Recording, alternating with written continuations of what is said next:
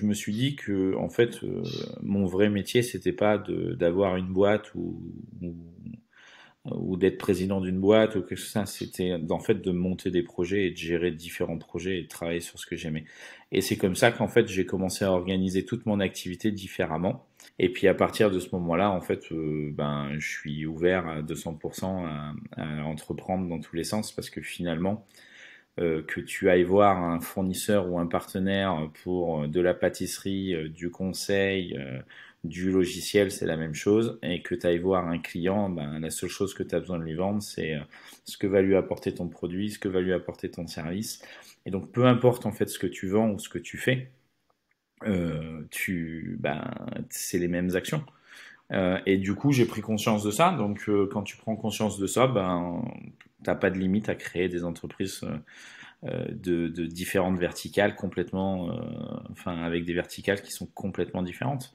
Parce que c'est facile, ça devient facile et même ça devient un jeu parce que les verticales des uns entraînent les verticales des autres. Salut et bienvenue sur le podcast Multipreneur, le premier podcast consacré au multipreneuriat, le fait de posséder et gérer plusieurs entreprises en même temps. Je suis Yann Second, multipreneur, et je t'emmène dans mon aventure pour démocratiser le multipreneuriat.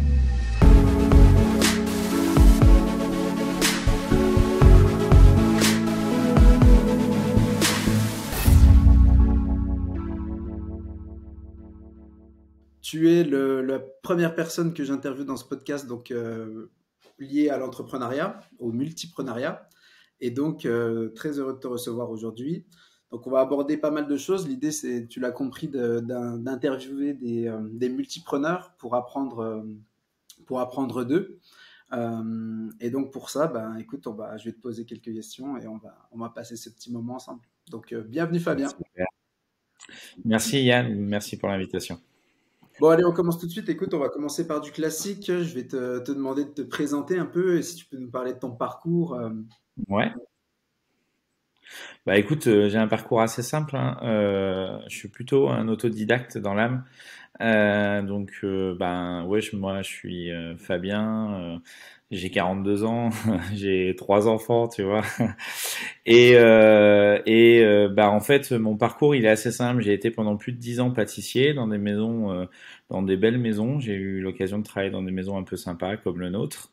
En fait, pour des histoires de vie, je me suis retrouvé à devoir changer de métier. Donc, je me suis retrouvé à vendre des vis. Je me suis retrouvé à vendre de la téléphonie parce que il fallait que je m'occupe de mes enfants. Donc, je pouvais plus travailler les week-ends et jours fériés. Et en fait, ça m'a amené à la création d'entreprises. Donc, j'avais créé une première entreprise dans le conseil en téléphonie, et le conseil en téléphonie m'a amené sur du logiciel et j'ai développé une start-up dans le logiciel qui a géré du transport sanitaire. Donc je suis monté à 55 personnes à peu près en salariés. On a développé plus de 1000 établissements de santé, 3000 sociétés de transport qui utilisaient la solution. Et il y a un an de ça, j'ai arrêté cette structure au profit au profit d'autres. Et depuis, en fait, je fais plusieurs choses. J'ai ouvert une cave à vin, je fais du conseil en entreprise, et je surtout un gros projet en cours qui est lancé. C'est une start-up sur de la pâtisserie. Voilà un petit peu, je te la fais courte, on rentrera un peu plus dans les détails, mais c'est surtout, là je suis en train de déployer un très gros projet à grande échelle sur de la pâtisserie 100% en ligne. Ok, donc ouais, super parcours effectivement. Et du coup, comment t'es venu un peu à l'entrepreneuriat? Parce que tu dis donc que t'as commencé boulanger, j'ai vu que tu t'as parlé d'une autre, j'ai vu, si je dis pas de bêtises, que t'es passé par la durée aussi. Oui. Comment j'y suis venu? En fait, c'est très simple. Quand j'étais jeune, je voulais ouvrir ma pâtisserie, hein, tu vois, bête. J'avais l'idée de la pâtisserie classique qu'on ouvre. Seulement, j'avais pas de cash, donc à l'époque, et du coup, je me suis dit tiens, je vais ouvrir une pizzeria. C'est plus facile, ça me demande moins d'investissement. Je vais ouvrir cette pizzeria et puis une fois qu'elle tourne, je vais créer ma pâtisserie. Bon, tu l'auras compris, tout s'est pas vraiment passé comme prévu. J'ai quand même ouvert la pizzeria. Ça m'a fait avoir des changements de vie importants au titre personnel. J'ai jamais ouvert la pâtisserie, mais par contre, je me suis retrouvé à créer d'autres sociétés dans le conseil et dans plein de choses. Donc, je suis un peu arrivé dans l'entrepreneuriat et surtout le multi-entrepreneuriat de manière un petit peu fortuite. Parce que voilà, j'étais tout destiné à rester dans la pâtisserie et finalement j'ai eu un parcours complètement différent. Alors, tu nous as parlé là d'une entreprise, d'une pizzeria. Elle avait un concept assez intéressant, cette Ouais, pizzeria. ouais. Alors s'il y a une chose, ouais, s'il y a une chose qui est un petit peu la règle chez moi, c'est que j'aime bien faire les choses, mais j'aime les faire un peu différemment. Parce que si c'est pour dupliquer, ça me pose un peu problème. Donc j'aime créer, j'aime m'éclater un petit peu. Et effectivement, la pizzeria, bah, j'ai fait des pizzas carrées.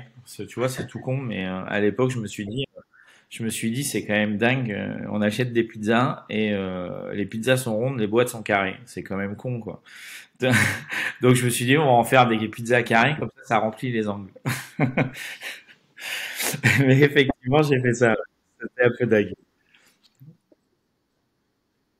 Ben ça a duré, ouais, ça a duré à peu près un an. Ça a duré, ouais, ça a duré à peu près un an. Et puis bah après, je travaillais les week-ends et tout. Voilà, ma femme à l'époque a pas trop aimé la gestion, donc on a plutôt arrêté tout ça.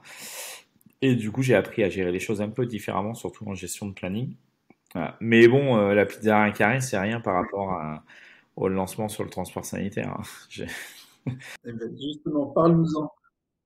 Eh ben, je t'en parle. Regarde, tu sais quoi? Je faisais du conseil en téléphonie pour Orange, et puis un jour, j'ai un gars, il me dit, ben, tiens, ça serait cool de me faire un gros standard téléphonique. J'ai envie de monter une plateforme. Ouais, une plateforme téléphonique. Je lui dis, ouais, pourquoi pas? Je fais, par contre, ça va te demander des ressources, des ci, des ça. Ça va être chaud quand même, non? Ouais, mais du coup, on va gérer toutes les missions de transport du département, tatati, tatata. Je dis, bah écoute, ce qu'il faudrait, c'est un logiciel. Voilà. Et il me dit, mais toi, t'en fais un jeu logiciel? Bah écoute, ouais, pourquoi pas? Donc bon, je suis pas développeur, j'ai jamais développé, touché une ligne de code de ma vie. Je lui dis, bah écoute, pas de problème. Je lui ai pris un acompte de 15 000 euros à l'époque. J'ai trouvé un mec qui va développer un bout de logiciel. On a démarré comme ça, et puis ça s'est transformé dans un projet énorme parce que du coup, j'ai fini par recréer une structure exprès, faire des levées de fonds, et puis c'est devenu un projet national où on a déployé une plateforme et derrière il y a eu des startups qui se sont créées sur le même marché. Enfin, je peux presque dire que j'ai participé à créer un marché qui n'existait pas. Donc, mais c'était juste un truc de dingue. J'étais pas développeur et puis je lui ai vendu un logiciel que j'avais pas. Donc, une opportunité comme ça qui a débarqué de nulle part et hop, tu as réussi à la saisir et c'est comme ça que c'est lancé. Donc, rien de prévu par rapport à ce logiciel, quoi. Ah, rien. Mais alors, absolument rien. Jamais on m'aurait dit que je serais rentré dans le logiciel et encore moins dans le monde de la santé. Après, j'y ai passé 8 ans de dingue où j'ai développé la boîte comme un fou. Mais par contre, jamais je me serais imaginé me retrouver là-dedans. Et comment alors, tu dis, tu étais en contact avec cette personne, mais comment tu as eu cette opportunité un peu? Comment elle est arrivée? Bah en fait, c'était dans le cadre de mon autre activité. Tu sais, je démarchais des clients je faisais du B2B sur la téléphonie. En fait, j'approchais. En fait, je revendais des offres Orange. Donc, tu sais, tout ce qui est téléphonie pour les entreprises. Et en fait, je le faisais un peu différemment parce que j'avais compris qu'il y avait une des offres Orange qui permettait aux clients de réduire leur facture de 20 ou 30%. À l'époque, ça s'appelait le forfait fixe et mobile, pour te dire. Euh, Et en fait, tous les vrais commerciaux Orange, ils vendaient ça comme une offre supplémentaire. Et en fait, moi, j'avais juste compris qu'avec cette offre-là, en fait, des boîtes comme les sociétés d'ambulance, en fait, qui faisaient beaucoup de transferts d'appels, payaient des fortunes. Et cette offre-là permettait de supprimer les coûts de transfert d'appels. Et donc, en fait, ça leur réduisait leur facture de manière significative. Des fois, chez certains, jusqu'à 50%. Donc, en fait, j'en ai vendu à l'appel. J'ai même expliqué, on m'a même demandé d'expliquer à des vendeurs Orange comment vendre leur offre à l'époque. C'était assez comique. C'était dans une grande salle et je leur ai expliqué comment fonctionnait leur offre. Et en fait, c'est comme ça. avec les clients, ces clients qui m'ont amené vers le logiciel, en fait. De toute façon, c'est toujours les clients. De toute façon, je vais dire un truc, c'est toujours les clients qui t'amènent vers le bon produit. Tu peux le tourner dans tous les sens, mais c'est toujours les clients qui t'amènent où il faut. Et du coup, cette activité, comment ça s'est passé, tu vois? Parce que tu étais, donc, si j'ai bien compris, tu étais salarié à la base? Ou c'était un format d'indépendant? C'était comment quand tu travaillais pour Orange, pour les formats Orange? Ouais, j'étais indépendant. J'avais créé ça en auto-entreprise, en fait. Et du coup, j'avais un contrat de partenariat avec Orange. Et du coup, j'étais indépendant, ouais. Donc, déjà entrepreneur à l'époque, et là, c'est juste une nouvelle opportunité, et tu t'es dit, C'est ça. Bah, c'est ça. En fait, moi, j'ai commencé à entreprendre, si je me trompe pas, en 2008, en fait. Depuis 2008, j'ai toujours eu une boîte ou une activité. Enfin, j'ai pu être salarié. Ouais, c'est ça. Depuis 2008, j'ai pu être salarié. Donc maintenant, ça doit faire ouais, 14 ans que je suis à mon compte dans différentes activités. et du coup, la question qui nous intéresse un peu puisqu'on parle de multiprenariat, c'est à partir de quand tu as eu justement cette position de multipreneur? Et quel chemin, tu vois, t'a amené à cette réflexion-là? Est-ce que ça a été une réflexion? Est-ce que ça a été un fait? Qu'est-ce qui t'a amené à partir de quand tu as été multipreneur et comment t'es arrivé là? T'es arrivé là? En fait, c'est arrivé à la fin de ma grosse expérience dans le logiciel de transport, parce que du coup, ça s'est arrêté assez net, hein, et donc du coup, du jour au lendemain, tu as 200 000 trucs à gérer et t'as plus rien à gérer, t'as plus d'appels, t'as plus rien. Donc j'ai pris le temps en fait de réfléchir à ce que je voulais faire et surtout, je me suis posé la question de ce que j'aimais. Et comme en fait, je suis toujours en train de créer des nouveaux projets. Je me suis dit que en fait mon vrai métier c'était pas d'avoir une boîte ou d'être président d'une boîte ou quelque chose comme ça, c'était en fait de monter des projets et de gérer différents projets et de travailler sur ce que j'aimais. Et c'est comme ça qu'en fait j'ai commencé à organiser toute mon activité différemment. Et je suis allé faire du conseil, donc je fais du conseil en entreprise, j'accompagne des boîtes en difficulté par exemple, souvent, je les aide à redresser leur entreprise. Je fais de la stratégie commerciale pour eux, voilà, du conseil en entreprise. Du coup, j'avais une autre petite activité qui travaillait beaucoup en fait avec ma précédente entreprise, donc j'avais pas vraiment développé, qui s'est arrêtée. Donc, il fallait que je retrouve une activité à cette société. Donc, c'est pour ça que j'ai créé la cave à vin. Et puis, à partir de ce moment-là, en fait, je suis ouvert à 200% à entreprendre dans tous les sens parce que finalement, que tu ailles voir un fournisseur ou un partenaire pour de la pâtisserie, du conseil, du logiciel, c'est la même chose. Et que tu ailles voir un client, la seule chose que tu as besoin de lui vendre, c'est ce que va lui apporter ton produit, ce que va lui apporter ton service. Et donc, peu importe en fait ce que tu vends ou ce que tu fais, c'est les mêmes actions. Et du coup, j'ai pris conscience de ça. Donc, quand tu prends conscience de ça, t'as pas de limite à créer des entreprises de différentes verticales complètement, enfin avec des verticales qui sont complètement différentes, parce que c'est facile, ça devient facile et même ça devient un jeu parce que les verticales des uns entraînent les verticales des autres. Donc et donc c'est comme ça que je suis arrivé à être vraiment multi-entrepreneur. J'ai toujours été on va appeler ça bi-entrepreneur. J'ai toujours eu un ou une ou deux activités. Bon, maintenant j'en ai quatre ou cinq. Mais, euh, mais ouais, on peut dire que c'est ça. C'est cette conscience que finalement, c'est la même chose. C'est ton taf. Ton quotidien, c'est de gérer des sujets. Donc tu gères les sujets et tu les alternes. Alors ça me plaît énormément. C'est parfait, c'est super ce que tu dis, c'est bien sûr quelque chose que je partage. Et du coup, je vais rebondir là-dessus. Tu dis c'est toujours le même taf. Est-ce que tu pourrais justement rentrer un peu plus dans le détail? Donc concrètement, du coup, c'est quoi un peu le taf d'un multipreneur ou d'un multipreneur dans ton cas? Ben, en fait, le taf, c'est de développer. Alors, le taf, c'est de développer ton activité. Donc, à partir du moment où tu as plusieurs activités, c'est de développer tes activités. Donc, tu raisonnes de manière beaucoup plus circulaire. C'est-à-dire que je vais te prendre l'exemple de la cave et de la pâtisserie pour en ce qui me concerne. Par exemple, j'ai ouvert une cave à vin. Les dépôts relais de ma pâtisserie, je vais les faire dans les caves à vin. Donc en fait, je fais interagir les structures. Donc en fait, quand je reçois ou quand je réfléchis à des choses, en fait, c'est extrêmement, ça s'élargit énormément parce que ça t'ouvre en fait un champ des possibles parce que tu touches à d'autres choses, tu vois d'autres personnes et ton taf, c'est de faire développer tes structures et tes business. Et donc, si tu considères que tes business, c'est ton business, en fait, et pas au pluriel, et que t'as, en fait, je ne considère pas que j'ai plusieurs activités. Voilà, je sais pas si je m'explique bien, mais dans ma tête, je pars du principe que j'ai pas plusieurs activités. Voilà, j'ai une activité et mon activité, en fait, c'est de faire du business et de développer mon activité et créer de la ressource et créer de la recherche et puis apporter un service ou un besoin qui manque. Voilà. Et donc, quoi que je fasse, quand je fais du conseil en entreprise, quand je fais du conseil en entreprise, quand j'aide une boîte à se restructurer, euh, et ben, euh, le temps que je passe quand je restructure cette boîte-là, je le mets à profit pour pas faire les erreurs que cette boîte-là a fait sur mes autres structures. Tu vois, ça te ramène aussi les pieds sur terre. Tu es en train de développer, tu développes une startup, tout va bien, tu as des fonds, tu as tati, ça y va. Et de l'autre côté, tu fais du conseil dans une boîte qui perd des millions d'euros et que tu as presque mis en mandat ad hoc parce que tu essayes de la redresser. Et tu accompagnes le dirigeant là-dedans. Donc en fait, ça te rééquilibre vachement la manière de penser, tu vois. Donc c'est super intéressant.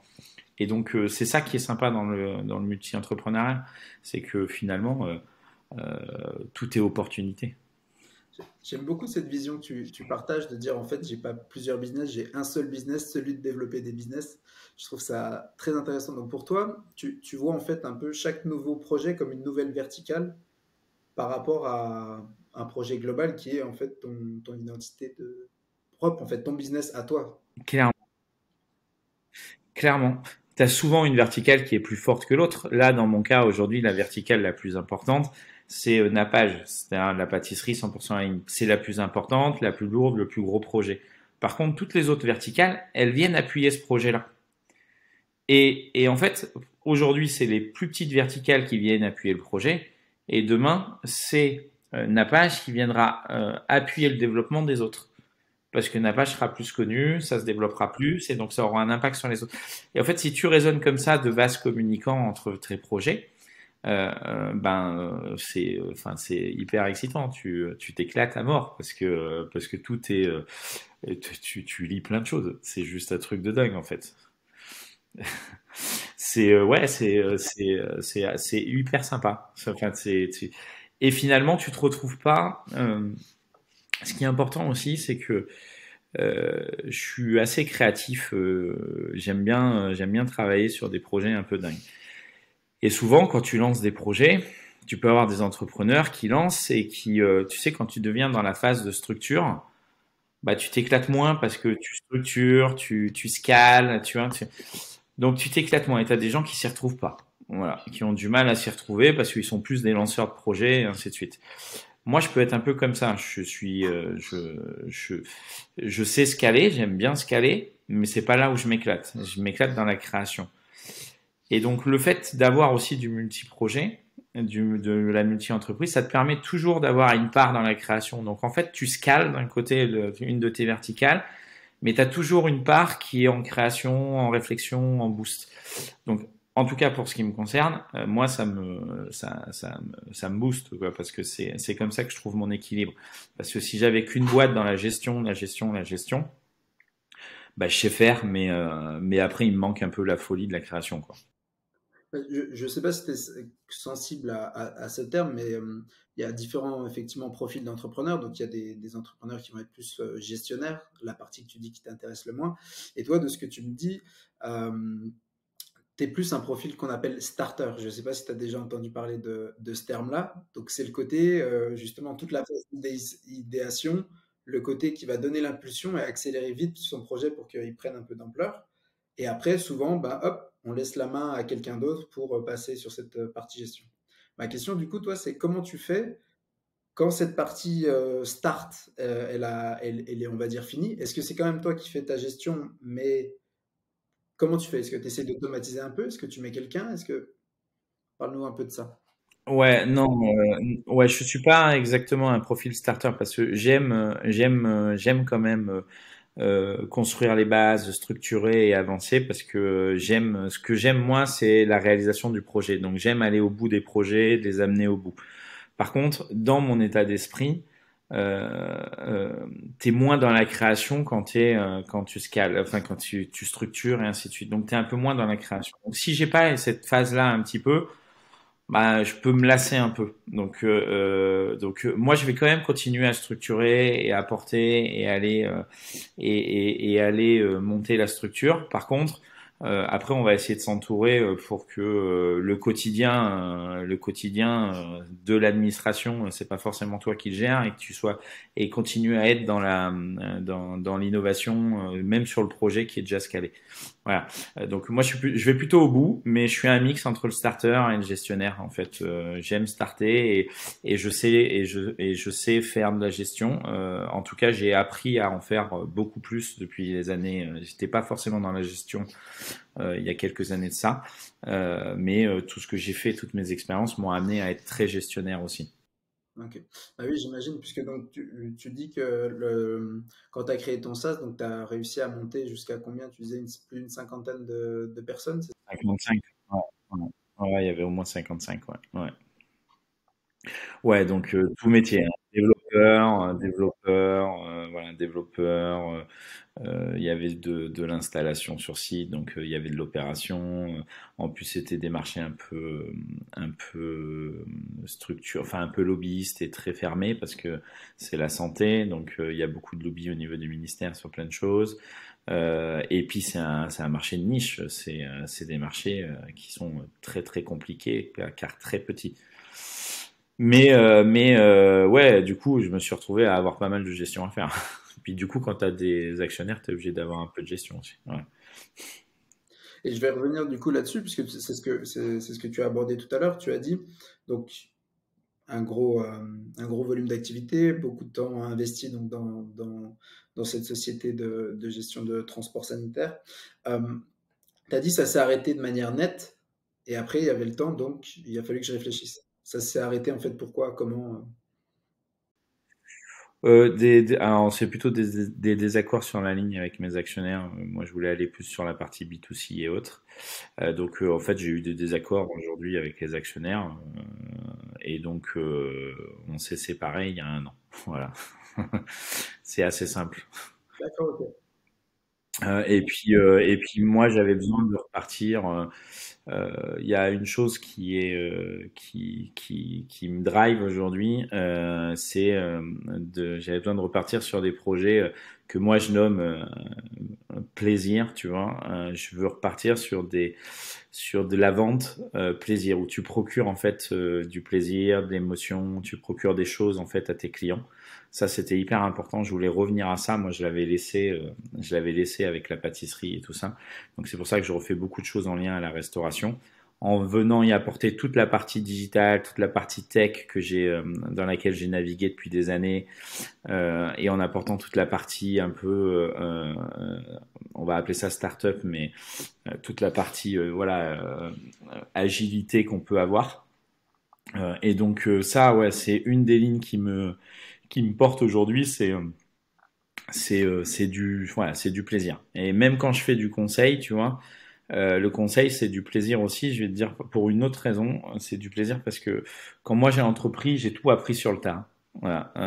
Les erreurs, les machins, t'en fais, on en fait tous, et on en fait des plus grosses, et on continue à en faire. Par contre, en fait, il existe assez peu de moments où tu as vraiment des mecs qui sont là pour te dire ah, tiens là t'as vu tu pourrais faire comme ça. Et même dans les experts qui t'entourent, les comptables et ainsi de suite, en fait ils sont là pour t'entourer mais c'est pas des conseils. Et je trouve que ça manque vraiment, et je fais le conseil pour ça en fait. J'aide soit des startups soit des entreprises en difficulté parce que euh, vu que j'ai vécu et je suis passé par plein de sujets de cash, des problèmes de cash, des problèmes de levée de fonds, des problèmes RH, des problèmes de scalabilité des logiciels, des problèmes de plein. Je suis passé par plein de choses, plein de problèmes. Et ben en fait ça, c'est une richesse, c'est une expérience que tu peux donner et qui peuvent permettre à des boîtes d'éviter de faire les conneries. Donc en fait, je prends du plaisir en fait à transmettre moi. Et du coup, je suis moins touché par leurs difficultés parce que je suis là en conseil, donc ça m'impacte pas à un sens direct. Tu vois, c'est un peu dur de le dire, mais ça m'impacte pas à un sens direct. Je suis là, j'ai le recul pour pouvoir leur dire fais ci, fais ça comme ça parce que ça t'aidera ou ainsi de suite. Et je prends du plaisir dans ça, dans cette transmission. Et après tout le reste que je fais, ben c'est du plaisir client. Voilà, le client qui a la banane quand tu repars quoi. T'achètes une bonne bouteille de vin, t'as la banane. T'achètes un super gâteau. Alors après, il y a un concept hyper dingue sur Nappage, mais t'achètes un super gâteau, bah c'est pareil, t'as la banane. Voilà. Donc l'idée, c'était aussi de revenir là-dessus. C'est vrai que c'est quelque chose que tu mets vraiment en avant. Tu le mets même dans ta description sur LinkedIn. Tu dis que tu avais vraiment envie de développer donc, des entreprises qui ont du sens et du sens pour toi, mais aussi que tu as besoin de procurer du plaisir avec les business que tu lances. Donc ça, j'imagine bien que quand quelqu'un sortait d'une pâtisserie et qui goûte son gâteau, tu repars avec un super sourire. C'est vrai que c'est difficile de transmettre ce même plaisir avec du SaaS, de logiciel télécom. Euh, Et, et encore mieux, et encore plus dans le transport sanitaire. Je veux dire, les gens, ils vont pour leur maladie, ils vont pour, enfin, tu vois, tu traites de la souffrance humaine quand même, hein, donc au quotidien. Donc même si tu leur apportes. Et d'ailleurs, c'est un des désaccords. J'allais vers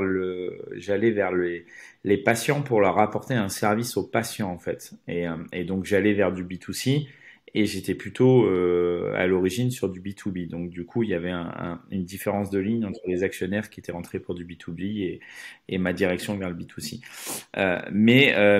J'allais vers ce sens-là, apporter autre chose. Et donc bon, ben du coup je l'ai pas fait avec cette structure-là, mais du coup maintenant je veux le faire en revenant un peu aux sources, quoi. Parle-nous du coup justement de ce nouveau projet Nappage, un peu. Ben Nappage déjà c'est un projet de dingue parce que Nappage c'est de la pâtisserie. Alors c'est une pâtisserie, c'est un concept bien particulier de pâtisserie qui va être livré en 24 heures partout en France et en 2 heures sur toutes les grandes villes. On est sur de la haute qualité, donc l'idée c'est de démocratiser la pâtisserie au plus grand nombre. Donc c'est vraiment faire partager l'émotion par le goût. Voilà, c'est la mission, hein, partager de l'émotion par le goût.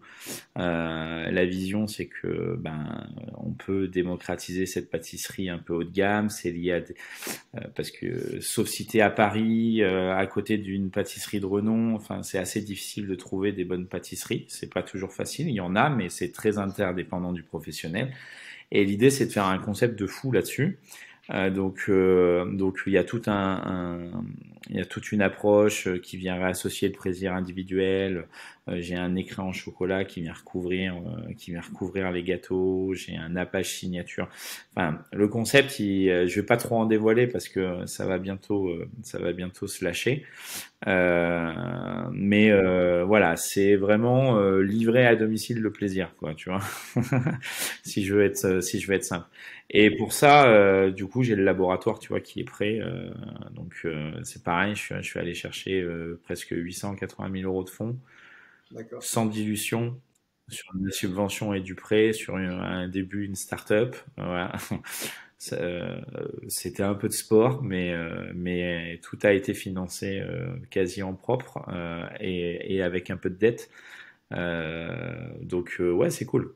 Et en combien de temps tout ça? Parce que aujourd'hui, vous êtes combien sur le projet et, euh, et depuis quand tu as commencé ça? Alors, ça s'est monté. Officiellement, Napa, j'ai créé depuis avril.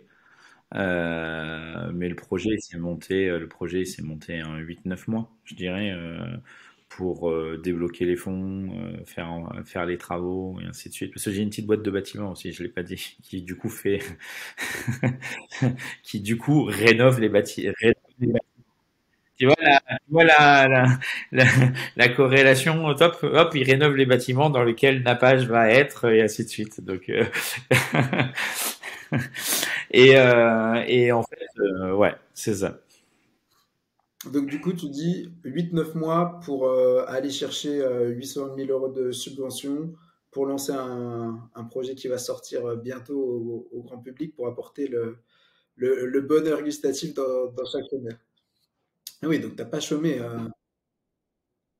Pas que de la subvention, mais ouais, ouais, ça a pas chômé. Et puis, en plus de ça, derrière, création de la marque, l'identité visuelle, marque employeur, euh, comme on en parlait tout à l'heure, hein, il faut avoir du sens. Enfin, l'idée, c'est d'avoir une boîte qui porte et qui a du sens. Donc, on travaille un maximum les circuits courts, on travaille les producteurs locaux. Donc, c'est plein de contraintes, hein, plein de contraintes en termes d'exploitation parce que même sur la partie emballage, il faut travailler, il a fallu trouver les bons partenaires pour avancer, partenaires qui fabriquent en France. Enfin, c'est des contraintes énormes. On s'en rend pas compte parce que on parle beaucoup du made in France, on fait du français, mais quand tu veux vraiment être dedans, c'est des contraintes de fou parce que tu trouves pas forcément tout le temps facilement les personnes qui vont être capables de réaliser ton projet.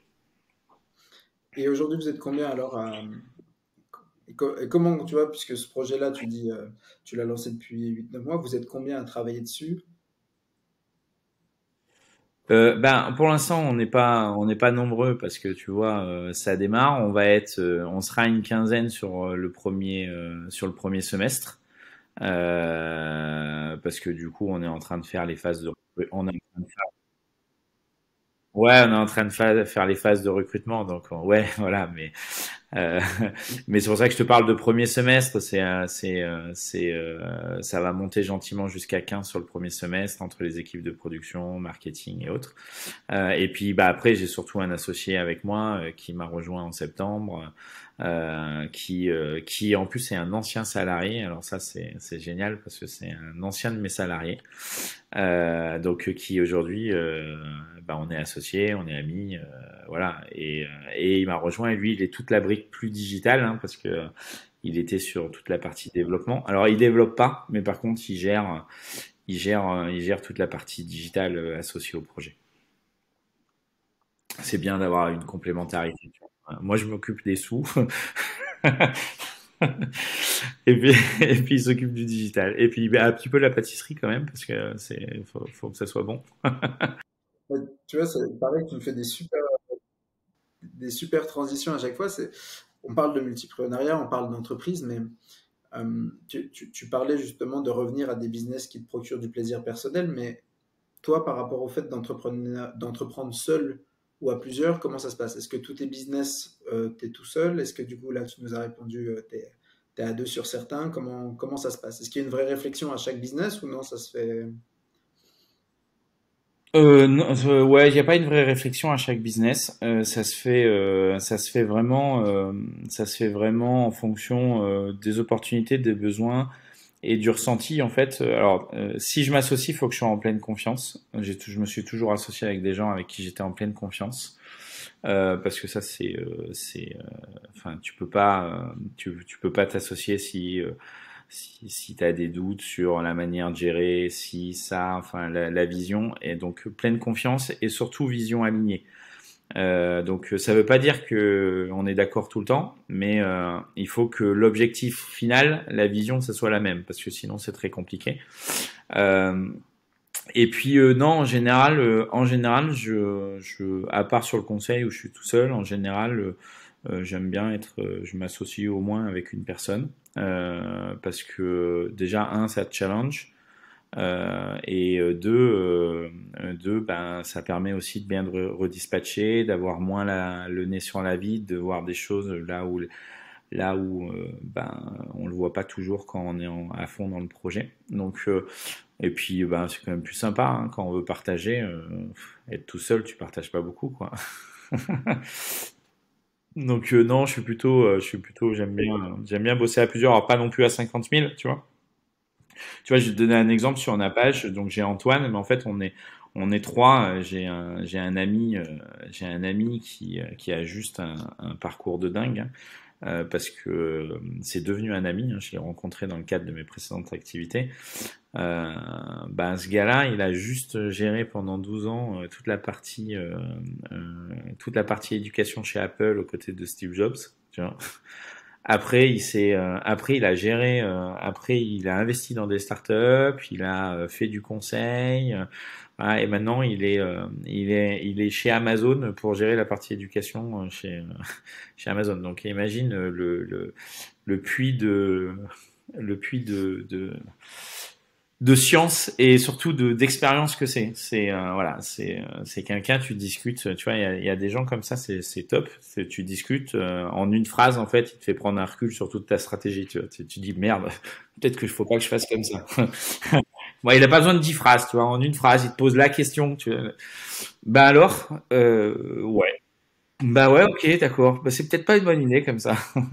Bah ça c'est génial. Quand t'es tout seul, t'as pas ce retour-là, et je trouve que c'est une vraie croissance enfin une vraie montée en puissance personnelle après, parce que ça te fait vachement progresser. Pour autant, pour autant, tu peux sur des boîtes un peu sur du solo entrepreneur et tout, c'est très bien quand t'es tout seul, mais quand t'as des boîtes un petit peu avec envergure, faut avoir quand même des personnes de confiance. Alors même s'ils sont pas associés, tu vois, ça peut être des personnes, des salariés sur qui tu peux te reposer et ainsi de suite, parce que sinon tu fais rien. Enfin, on avance moins vite tout seul qu'à plusieurs. Voilà. C'est ce que je pense. Oui, oui, bien sûr. Je comprends et comme tu le dis si bien, ça va dépendre vraiment du projet. C'est sûr que, bon, comme son nom l'indique, si tu es sur un business plus solopreneur, euh, c'est- soloprenariat, C'est ça. rapporter des personnes, enfin, s'associer pour ce côté-là, c'est pas forcément, c'est même pas dans la définition. Mm. Euh, Ouais. L'association, je te coupe, mais l'association, en fait, elle marche aussi si faut être prêt à pas, enfin, faut pas être trop égoïste, tu vois. C'est-à-dire que quand tu t'associes, tu sais forcément qu'il y a des choses que tu pourras pas faire. Donc souvent, ça peut être une frustration. Donc si tu l'anticipes pas dans ton approche d'association, bah, ça peut te poser problème. Moi, j'ai pas ce problème-là parce que je suis pas facilement frustrable. C'est-à-dire, si ça se passe pas comme ça, c'est pas grave. C'est une meilleure opportunité pour faire différemment. Tu vois, donc c'est un peu comme l'échec en entreprise. Tu peux échouer. En fait, pour moi, quand t'échoues pas. C'est juste une opportunité de recommencer, mais mieux. Voilà. Donc, bah, c'est un peu la même chose. et, et du coup, bah, alors je rebondis, je repars un peu sur autre chose, mais tu m'as dit boîte de BTP, boîte de pâtisserie, conseil. Donc ça, c'est les trois activités que tu as aujourd'hui en même temps. Tu m'as dit quatre ou cinq. Est-ce Ouais, que et la cave aussi. Ouais. J'ai la cave, cave, BTP, pâtisserie et conseil. Ouais. Bah après, est-ce qu'on considère les SCI et autres comme des activités? à toi de me dire, est-ce que pour toi c'est une activité? Est-ce que c'est une entreprise? Est-ce que c'est un investissement? Est-ce que pour toi tu distingues les deux, entreprise et investissement? Justement, c'est des réflexions, tu vois, que je souhaite aussi aborder dans le multiprenariat, parce que est-ce que quelqu'un qui est investisseur, il est multipreneur, ou est-ce que pour toi, pour être multipreneur, il faut qu'il y ait le côté gestion ou du moins, tu vois, action dans l'entreprise? C'est une bonne question. C'est une bonne question que j'avoue je me suis pas posée. Moi, je pense que multi-entrepreneur, c'est aussi gérer des SCI parce que ou gérer de l'investissement immobilier parce que mine de rien, c'est aussi de l'achat, c'est aussi de la vente, c'est aussi de la réflexion. Ouais, c'est sûr que ça demande peut-être moins de gestion parce que bah, quand tu achètes un bien, tu achètes un bien, mais tu vois, imagine, là c'est mon cas, tu achètes un bien, tu as les travaux à faire, tu gères les chantiers, tu gères les liens avec les autres entités. Donc ouais, j'ai envie de te dire, à échelle un peu plus faible, mais c'est quand même de l'entrepreneuriat, pour moi. Et C'est un parti pris, mais tu dis tu as des travaux à faire pardon.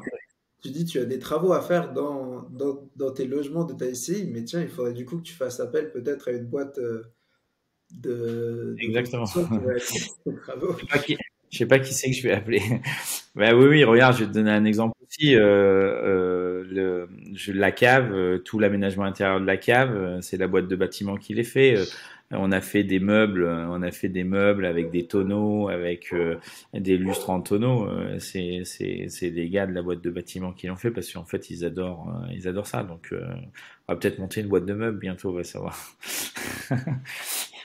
Non mais ouais, pour moi tout est lié. Voilà. Et est-ce que quand tu développes un nouveau business, tu dis, OK, je développe un nouveau business et il faut qu'il ait un lien avec mes précédents business? Ou alors est-ce que c'est justement parce que tu as un besoin dans un de tes business que tu vas créer un nouveau projet? Ou comment ça se construit, tu vois? Parce que tu dis tout est lié, le but c'est d'être circulaire. Mais est-ce que pour toi, il y a une légitimité Ouais. aussi à créer un autre business qui n'a rien à voir avec tous les autres? J'interromps cet épisode 5 secondes. J'espère que tu es en train de passer un bon moment. Si c'est le cas, n'oublie pas de mettre 5 étoiles sur Apple Podcast ou la plateforme de ton choix, de liker et commenter cet épisode. Tu as un vrai impact quand tu fais ça et ça m'aide vraiment à démocratiser le multipreneuriat. Je te remercie. Bonne écoute. Oui, complètement. Zéro problème avec ça. En fait, la seule légitimité à avoir pour créer un business, c'est qu'il faut qu'il y ait un besoin. Si je trouve que le marché est bon, si je trouve que l'idée est bonne, si je trouve que ouais, j'y vais. Même si elle a pas de lien, parce qu'en fait, elle a peut-être pas un lien direct sur la vente, mais ça aura quand même un lien sur plein de choses parce qu'il y a des troncs communs dans les entreprises que tu retrouves partout. Demain, de la gestion administrative, de la gestion comptable, tous ces troncs-là, aujourd'hui, c'est des choses que tu peux mutualiser sur tes différentes entités. Donc, tout ce que tu as apporté d'un côté avec tes autres entités, ça apportera. Alors, tu n'apporteras peut-être pas le lien je dis une bêtise, si je vends des vélos, je vais avoir du mal à mettre en avant les vélos avec la pâtisserie. Et encore, on va savoir, en étant un peu dingue, on va faire des livraisons en vélo. Tu vois. Donc, et puis, tu sais, des fois, quand tu creuses, même si au premier abord il n'y a pas de lien, tu trouves souvent des liens. Hein. Voilà. T'arrives souvent, et c'est d'ailleurs ce qui crée, à mon sens, de l'innovation, parce que c'est là où tu vas faire des trucs où ils disent, mais attends, comment ça se fait que le mec il ait pensé à ça? Mais en fait, le mec il a pensé à ça parce qu'il a ça, il a cette boîte là, cette boîte là et cette boîte là. Il se dit tiens, si j'arrivais à faire un truc qui les fait travailler tout ensemble. Et en fait, il y a souvent un lien. Ouais, ouais, ouais. Tu vois, je vais te donner un exemple qui est très parlant. J'ai investi moi dans une petite boîte qui fait, d'ailleurs je la mets à l'honneur, voilà, c'est de la pub gratuite, Helmut, qui fait de la bouffe pour chiens, d'accord, mais des trucs cuisinés, qui est fabriqué en Charente et ainsi de suite. Au premier abord, quel un lien avec de la cave, quel lien avec de la pâtisserie, et ainsi de suite.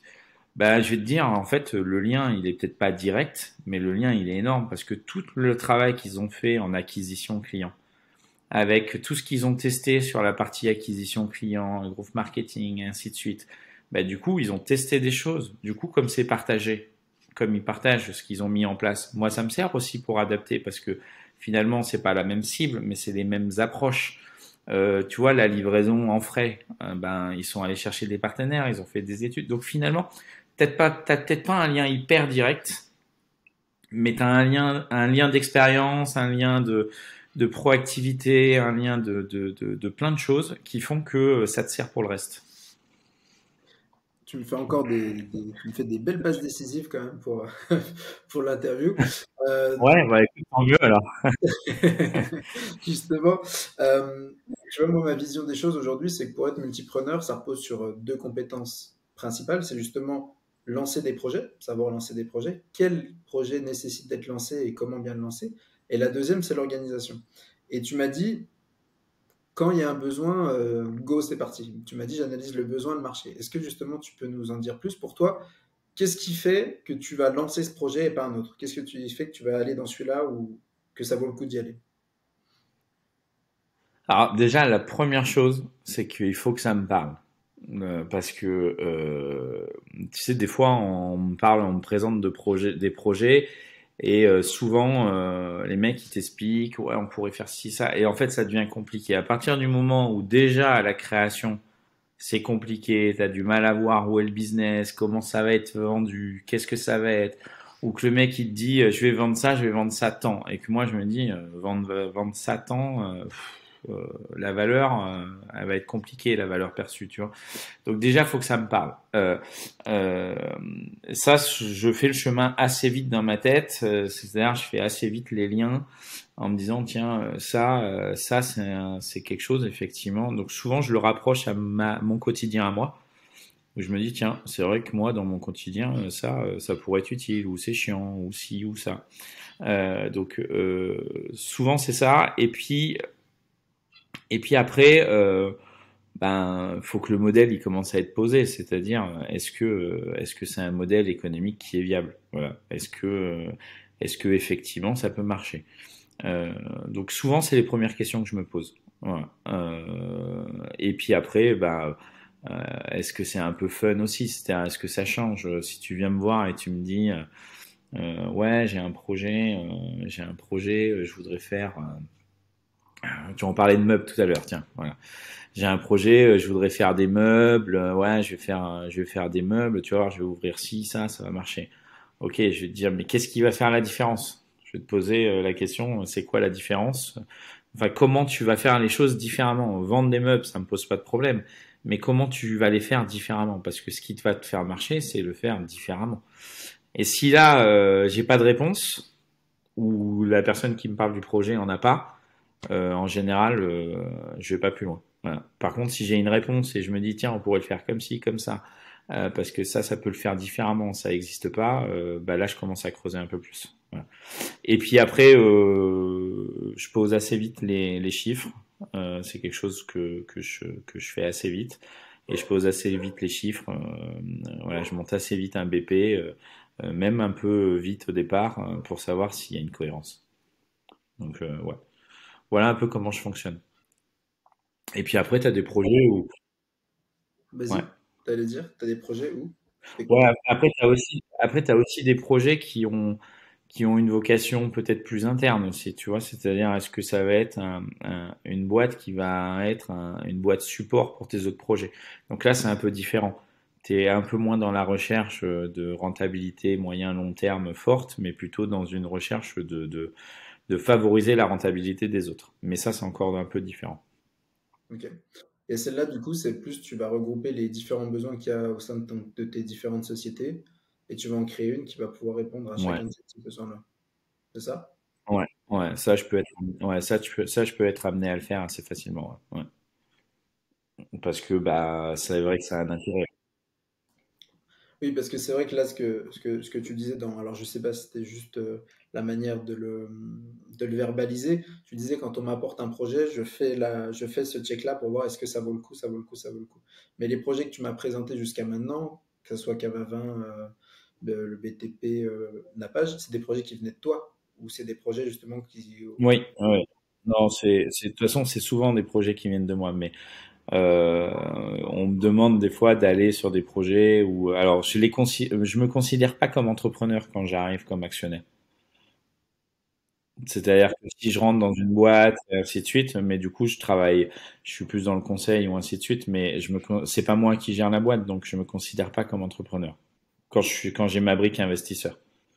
Donc ça, c'est intéressant. Donc pour toi, être investisseur, ça l'est pas. Par contre, si tu investis personnellement dans une SCI enfin, pour faire de l'immobilier ou quelque chose, là, c'est du multipreneuriat parce que tu as une action et que c'est surtout toi directement qui est impliqué, c'est ça. Donc, Ouais, c'est moi directement. Ouais, c'est moi qui suis à la barre. Ouais. C'est moi qui suis à la barre. On peut être plusieurs à la barre, mais en tout cas, je fais partie de ceux qui sont à la barre.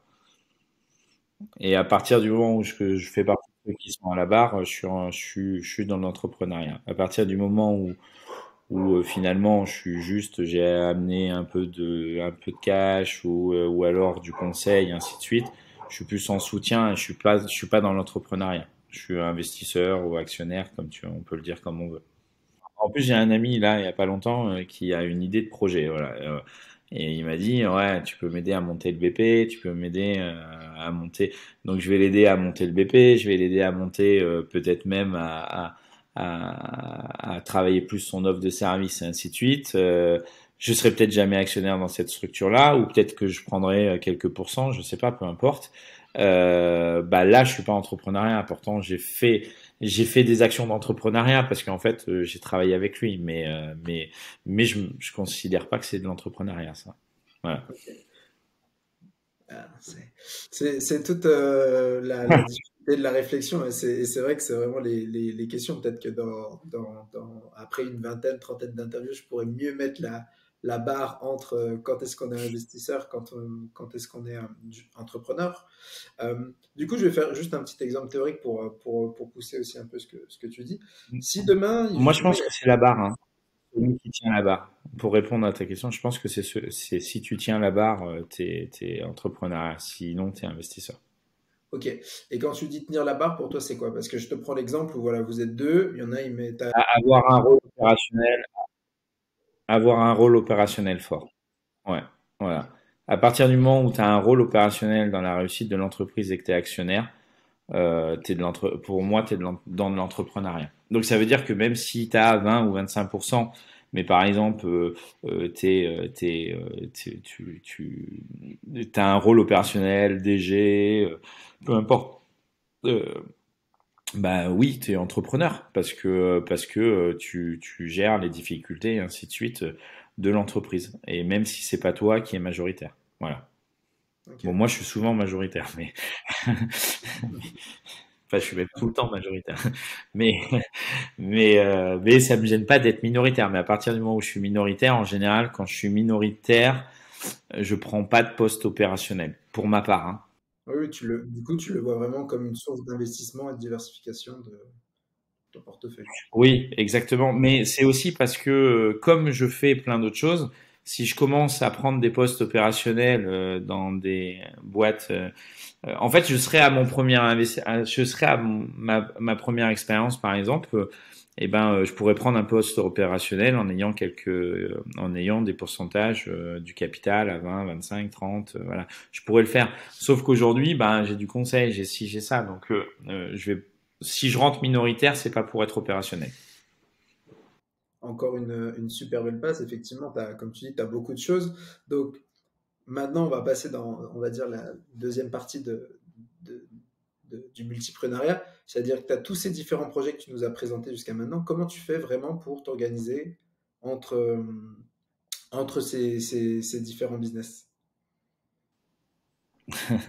Alors, c'est quoi? Je vais même rajouter une contrainte. C'est-à-dire, une semaine sur deux, je vis à Poitiers et une semaine à Paris. Donc, Sinon, ça aurait été trop facile. ben voilà, exactement. Ça, c'est pour des questions très personnelles, mais du coup, voilà, en plus, je vis une semaine sur deux, pas dans la même maison. Ben écoute, comment je m'organise? Alors, finalement, c'est très très simple. Tu connais la méthode d'Eisenhower? C'est, tu gères l'urgent. Voilà. Vas-y. Ben, en fait, as plusieurs manières de traiter les tâches, tu vois. Tu as l'urgent prioritaire, l'urgent non prioritaire, le non urgent et après ce qui est encore moins urgent.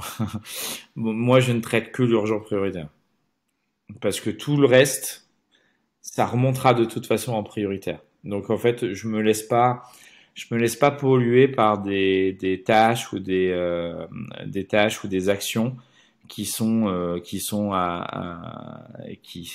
pas prioritaires ou qui sont à moyen terme, à long terme. Voilà. Je t'arrête tout ce qui est prioritaire en travaillant sur de l'anticipation. C'est-à-dire que si j'ai besoin que ça soit prêt 6 mois avant le lancement, bah, c'est du prioritaire. Si je suis à 7 mois, tu vois, je suis bien sur du prioritaire.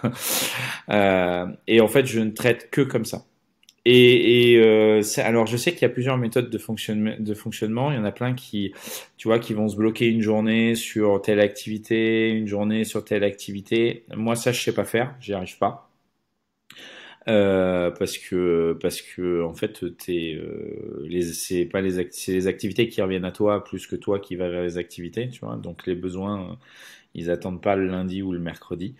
Donc en fait j'essaye de rester concentré sur mes tâches, c'est-à-dire quand j'ai amorcé quelque chose je vais au bout de celle-là Et après, je choisis une autre tâche qui peut être prioritaire et qui peut être du coup sur des activités différentes. Donc, dans une même journée, je peux traiter du nappage, de la cave ou du conseil. Voilà. Et après, je fais un travail de rééquilibrage. C'est-à-dire que si une activité m'a beaucoup demandé sur plusieurs jours, parce que et ça peut arriver, c'est arrivé il n'y a pas si longtemps sur le conseil où ça m'a beaucoup sollicité, et donc t'as pas trop le temps d'avancer sur les autres. Bah, j'ai géré mon prioritaire sur l'activité, et du coup après je rééquilibre. C'est-à-dire que bah, je vais pas retravailler de tâches sur cette activité pour rééquilibrer l'avancement de chaque activité. Voilà. Je sais pas si je suis clair. C'est très clair pour moi dans ma tête. C'est peut-être beaucoup moins clair à l'explication. Mais, mais en fait, ouais, je fonctionne que comme ça. Et en fait, ça marche plutôt très bien parce que finalement, j'avance très très vite parce que je traite que les choses dont on a besoin. Et après, je décide super vite.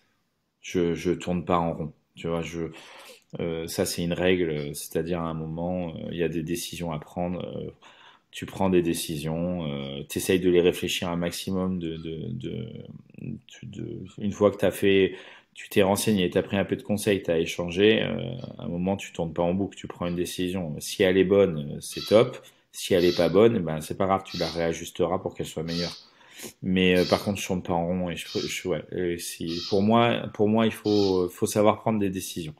Et il faut savoir les assumer après derrière. Parce que souvent, je vois, hein, j'ai des entrepreneurs autour de moi, en fait, ils avancent pas parce que ils ont toujours peur de leur ombre, en fait. Donc, ils prennent jamais de décision. Donc, à partir du moment où t'as peur, t'as du mal à avancer, quoi. Hein. Donc, ouais, ça, je prends des décisions et puis, si elles s'avèrent pas terribles, et ben après, tu travailles à les réajuster. Ok. Et Mais l'organisation, j'ai pas entendu, redis ce que tu as dit.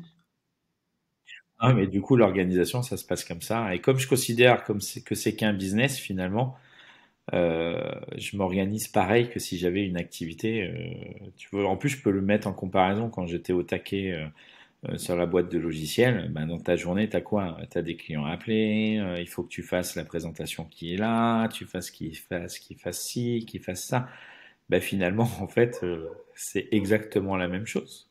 Sauf que bah, la présentation, elle est peut-être pour ta cave, le client, il est peut-être pour la pâtisserie, et puis le fichier Excel ou le machin, il est pour le conseil. Donc finalement, tu fais exactement la même chose. Voilà. Et Après, tu dis, je délègue aussi un peu. Hein. voilà, ok, vas-y, continue là-dessus, hein, vas-y, je t'en prie. Tu dis, tu délègues un peu. Comment tu sais qu'une tâche tu délègues pas? Comment ça se passe sur cet aspect-là? Ben, ça revient un peu sur ce que je disais plus tôt, c'est-à-dire il faut avoir quand même des personnes de confiance dans chaque activité, parce que sinon, quand tu as beaucoup d'activités, c'est compliqué si t'as pas au moins une personne sur qui te reposer. Moi, euh, dans toutes les activités,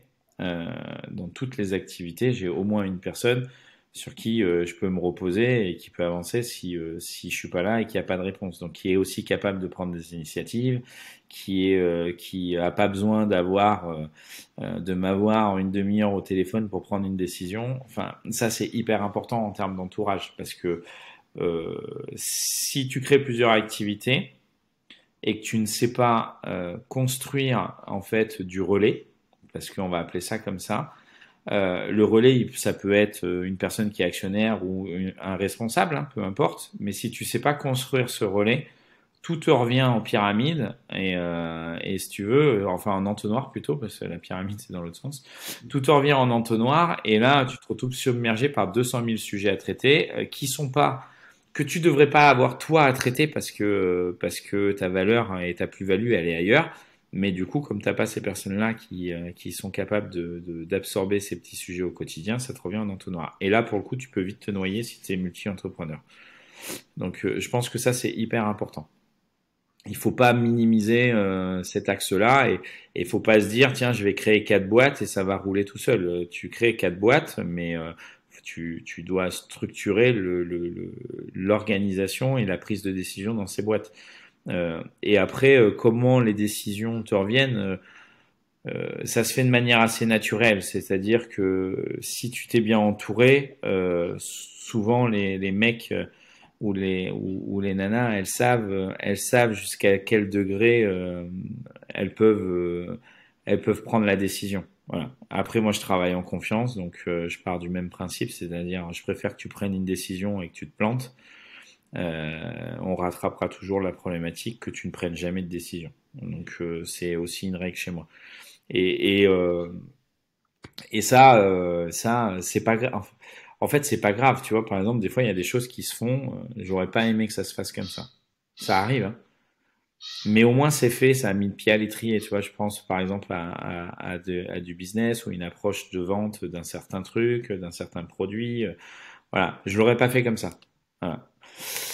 Et ben, c'est pas grave, au moins ça l'a fait, ça a commencé à donner de retours. Ben, du coup, après, on me le présente, on me tac, et ben après, on réajuste, on dit voilà, j'aimerais bien qu'on aille vers comme ci, comme ça. Mais au moins, t'avances, en fait, t'es jamais à l'arrêt. Que si la personne, elle doit attendre ta décision, déjà, elle ne prendra plus jamais d'initiative, parce que en fait, tu la brides dans ses initiatives. C'est-à-dire que quoi qu'elle veuille faire, de toute façon, il faut qu'elle te demande si c'est bien. Bon, c'est c'est cool, mais c'est voilà, en termes de d'épanouissement, c'est pas le rêve quoi. C'est bon, j'ai une idée, mais par contre, je vais demander à Fabien si elle est bonne. Bon, non, on va pas fonctionner comme ça. Donc, t'as une idée, t'essayes de la mettre en avant. T'as bien défini les lignes de où tu voulais aller et comment. Donc, les idées, faut qu'elles soient en ligne avec où tu veux aller. Et puis après, bah, si l'idée elle était pas bonne, et ben c'est pas grave, on se met autour de la table, c'est de l'expérience et on réajuste. Et au moins comme ça, tu es toujours en mouvement et t'avances. Ça, je pense que c'est très important, vraiment. Je pèse mes mots. Et comment justement tu transmets cette vision et cette direction à tes différentes équipes? Alors déjà, quand en général l'équipe en question ou la personne en question, c'est ton associé. Comme en amont, on s'est assuré d'avoir la même vision, du coup, il n'y a pas trop de difficultés et ça se fait très naturellement. Maintenant, quand c'est des personnes plus des responsables et autres, ce que je travaille en amont, c'est beaucoup la marque employeur et la stratégie d'entreprise. En fait, je communique beaucoup au départ sur ce qu'on fait, où on va et où on veut aller. Et ça, je n'hésite pas à le faire parce que ça a deux vertus. Enfin, ça n'en a pas que deux d'ailleurs, mais ça a une des vertus, c'est que déjà, les personnes savent dans quoi elles s'engagent et pourquoi. Donc en fait, il n'y a pas il n'y a pas de secret ou de problématique là-dessus. Donc j'ai pas toujours fait hein, dans le passé, donc j'ai vécu les deux approches où j'étais plutôt je communiquais pas trop sur où on allait, comment, parce que je faisais, c'était dans ma tête, j'allais là et ainsi de suite. À un moment, tu décroches les gens quand tu es trop, tu gardes trop les informations pour toi. Et surtout, ils savent plus où tu vas. Donc, je travaille beaucoup ça. Et pour ça, ben, t'écris au départ. Hein, tu mets en place les supports et t'écris. Et voilà, et t'expliques, tu t'expliques où tu vas, pourquoi, comment, c'est très important. Et bah si ça matche pas, c'est que c'est pas les bonnes personnes. Si elles comprennent pas, si elles sont pas dans la même ligne, et ainsi de suite, c'est que c'est pas les bonnes personnes. Voilà. Et donc elles seront certainement très bien sur d'autres projets et d'autres sujets. Il y a zéro débat là-dessus. Mais par contre, sur ces personnes ressources-là, il faut qu'elles comprennent, il faut qu'elles soient alignées. Sinon, sinon c'est pas les bonnes personnes. Ok. Et donc tu dis tu transmets, t'écris beaucoup. Comment ça se passe? Ça se concrétise? Tu as une sorte de fichier qui donne un peu la vision. Ouais, différents outils, tu vois. Nous, on met pas mal sur Monday, sur Napage. Après, ça peut être quand t'as pas, tu prends pas forcément des outils parce que la structure est petite. Ça peut être des prêts, ça peut être, voilà, ça peut être plein de supports. Après, dès que t'as des ambitions un peu fortes en entreprise, tu vois, c'est l'équivalent, c'est le cas pour Napage. Bon, bah là, tu structures dès le départ avec des outils, avec les outils qui vont bien. Par exemple, toute la gestion d'équipe se fait sur Monday. T'as de la cohésion avec Teams, en partage. Enfin, voilà, on utilise différents outils. Euh, Mais ça, peu importe l'outil, c'est la manière dont tu t'en sers en fait, hein, pour intégrer la personne, pour qu'elle se sente en ligne, pour que les communications soient fluides. Euh, ouais, c'est à la fois compliqué, mais en fait, quand tu le fais de manière naturelle, c'est assez simple. Est-ce que tu utilises justement les mêmes outils pour tous tes business ou non? Non. Et du coup, comment tu choisis quel outil pour quel business? Et surtout, est-ce que tu utilises des outils toi personnellement pour gérer l'ensemble de tes business?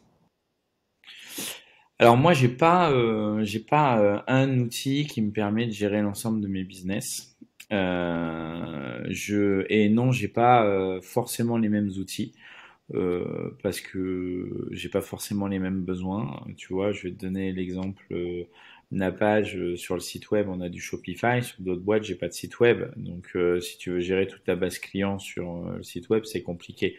Donc, gestion de la compta, quand tu as une caisse, ça passe beaucoup par le logiciel de caisse. Quand t'as pas de caisse, quand tu fais du service, j'ai un petit logiciel de facturation, de vie et autres, euh, qui s'appelle Holdit, qui est aussi mis sur la boîte du bâtiment. Donc en fait, non, j'utilise pas les mêmes outils et en fait, je sélectionne les outils en fonction du besoin et en fonction du besoin aussi long terme. C'est-à-dire que euh, on essaye. Alors c'est pas jeu, hein, c'est on essaye parce que ça se travaille à plusieurs souvent. On essaye aussi de mettre en place dès le départ des outils qui vont être capables d'évoluer par rapport aux ambitions de la structure. Donc quand tu as une cave à vin, la structure, elle est pas, enfin les ambitions, c'est de développer la cave qui est locale, mais c'est pas les mêmes ambitions que de déployer une vente de gâteaux national en livraison. Donc tu n'utilises pas forcément les mêmes outils. Donc non, jamais j'utilise, enfin je réutilise les outils quand ils répondent aux besoins parce que je vais pas prendre 50 000 outils. Par contre, j'essaye de faire en sorte qu'ils soient connectés. Ça c'est quand même important pour éviter la ressaisie et tout ça. Parce que il faut qu'ils soient faciles à prendre en main parce que quand tu prends c'est certains des critères qu'on sélectionne. C'est-à-dire que quand tu as des salariés qui arrivent, des équipes qui arrivent, si tu commences à avoir des outils où il faut avoir 20 heures de formation pour juste créer ton profil, ça devient compliqué. Donc il faut qu'il soit facile de prise en main pour que les formations soient simples, pour que les personnes soient vite opérationnelles. Quand il y a de la gestion de projet, il faut être sur des outils qui sont hyper collaboratifs et hyper ludiques. Et donc c'est toutes ces choses-là qui font que voilà. Pourquoi par exemple sur Napage on a pris Monday? Parce que Monday il a plein de blocs qui nous permet de répondre à des besoins qu'on sait qu'on va avoir dans un an et demi, 2 ans. Donc on n'a pas besoin de les mettre là pour l'instant, mais on sait que ça saura y répondre parce qu'on a travaillé en amont le besoin. Pourquoi le site c'est avec Shopify? Parce que sur le fond on aurait eu la capacité de redévelopper et ainsi de suite. Sauf qu'avec Shopify, tu peux aller chercher 200 modules, pardon, qui vont te permettre de répondre aux besoins sans avoir du développement spécifique. Donc du coup, ça te permet d'être proactif sur le site, d'avoir toutes les fonctionnalités. Dans le passé, j'ai voulu réinventer la roue, tu refais ton site et tout. À la fin, t'as jamais la fonctionnalité qu'il faut pour lancer le produit au bon moment. Donc tu perds du temps, ton time to market est mort. Enfin, donc réactivité, proactivité, réaction, et facilité, c'est ça qui définit les outils sur lesquels tu dois travailler. Donc il peut y en avoir plusieurs. Voilà. Ok. Et donc toi, tu disais bon, que personnellement, enfin concrètement, donc t'as pas d'outils qui centralisent tout, mais concrètement, comment toi tu t'organises? Enfin, tu vois, est-ce que tu utilises, enfin, je sais pas, ton agenda ou comment tu fais pour t'organiser toi, tu vois? Mais alors j'utilise pas 50 000 outils. Déjà, bon, je suis tout en Mac, déjà tout ce qui est mes partages de dossiers personnels, ils sont disponibles sur mon téléphone, sur mon Mac. Donc ça, c'est important pour moi parce que j'y ai accès tout le temps, à tout moment. Ça c'est voilà. Après j'utilise l'agenda. L'agenda du coup j'utilise l'agenda de Outlook parce que ben on a pris toute la suite Outlook sur la page. Donc du coup je recentralise mon agenda sur un seul et même agenda. Ça c'est important parce que sinon c'est la misère. Euh, et après, moi, j'utilise beaucoup la fonction rappel. C'est tout con, hein, mais j'utilise beaucoup la fonction rappel de Mac. Et c'est là où je mets toutes mes tâches, en fait. Quand j'ai un truc qui me passe par la tête, je me la mets en tâche, tac, et je me la mets en rappel. Et puis, c'est comme ça après que je reclassifie mes notes, mes tâches urgentes, en fait. Je leur donne des degrés de priorité. Et c'est comme ça, en fait, que je classifie et que j'essaye de rien oublier. Et puis après, le reste, c'est sur les différents outils des structures. Mais mon organisation personnelle, elle est plutôt assez simple, hein. Ça fonctionne avec l'agenda et la gestion des rappels. Ok. Euh, j'avais deux questions qui, comment dire, de personnes qui me suivent, qui voulaient, qui voulaient t'adresser ces questions. Il y avait Marc-Eslin Jagnot qui disait comment fait-on pour scaler les 24 heures que compte une journée? Donc, comment tu fais, toi, pour, pour scaler ta journée, on a 24 heures, et donc comment tu fais? Tu as dit que tu gérais les différents projets tâche par tâche dans la journée, mais comment tu fais pour augmenter ça? Genre, je sais pas de... Alors, je vais te faire une réponse qui peut te surprendre. Je ne cherche pas à scaler les 24 heures de ma journée. Je cherche juste à être efficace. Je peux très bien, et ça c'est quelque chose que je fais depuis, je peux très bien décider de ne pas travailler sur une après-midi ou une journée d'aller faire un truc avec ma femme en pleine semaine. Je peux le faire parce qu'en fait ça te ressource, ça te vide la tête. Donc à aucun moment je cherche à optimiser un maximum ma journée. En tout cas, je le fais, mais je cherche pas à le faire parce que le risque dans ça, c'est qu'en fait, tu bosses non-stop et en fait, t'as plus les idées claires. La seule chose que j'essaye, c'est que mes échéances soient tenues. Donc, à partir du moment où j'ai des échéances, je m'attelle à tenir mes échéances de livraison. Et alors quand on parle de livraison, hein, ça peut être une doc, un retour, un appel, une signature, un rendez-vous. Voilà, je me mets toujours des échéances sur les choses, je me mets toujours des deadlines, je me mets des deadlines sur tout. Voilà, tout, absolument tout. Et donc je fais en sorte d'essayer de respecter ces deadlines. Et à partir de ce moment-là, ben, si tu as respecté, enfin, si dans ta journée tu as respecté tes deadlines et que, ben, du coup, je peux arrêter et pas forcément continuer parce que je sais que mes deadlines c'est dans 2 jours et je sais que je vais pouvoir faire ça et ça et que je vais être bon. Voilà. Je sais pas si c'est une bonne réponse parce que c'est peut-être pas ce que ton auditeur attend, mais franchement, je pense qu'il faut faire attention à pas vouloir optimiser tant ces journées parce que tu te fais prendre à un piège et je l'ai fait. Hein. J'ai fait des journées, t'imagines pas, hein, dans le passé, j'ai fait des journées de dingue et tu bosses non-stop, non-stop, non-stop. Finalement, t'avances pas plus vite. Tu travailles sur plein de sujets qui sont pas les bons.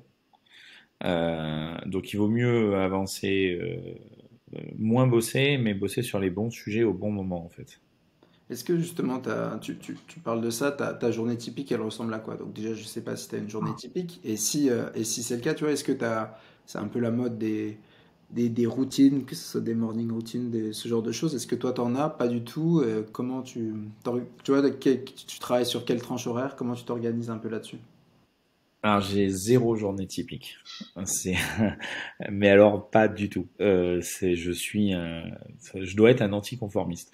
Non, j'ai zéro journée typique parce que comme en fait mes journées sont adaptées à mes objectifs, comme mes journées ont pour but de répondre à mes objectifs. Si je dois voir des personnes avant, je vais organiser des journées où je vais aller me faire mes calls et mes réunions. Si par exemple un gros dossier à rendre, je vais me bloquer mes 2-3 jours pour rendre mon dossier. et je vais prendre aucun call. Donc en fait, j'ai pas de journée type. Et je sais, hein, alors je sais, il y en a plein qui fonctionnent comme ça, et je pense même que je suis pas dans la norme à pas avoir cette stabilité de journée en fait.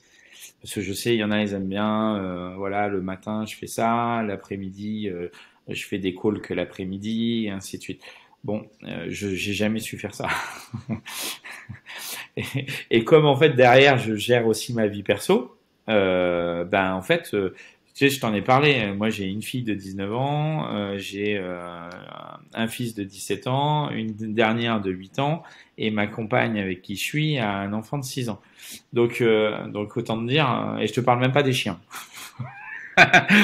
Là, et- donc, autant te dire que ça rentre aussi dans une certaine organisation quand il faut gérer l'école, le ci, le ça, plus les rendez-vous le soir parce qu'il y a un, il y a un, il y a un, il y a un, il y a un dîner ou il y a un déj le midi ou alors il y a un événement, faut y aller.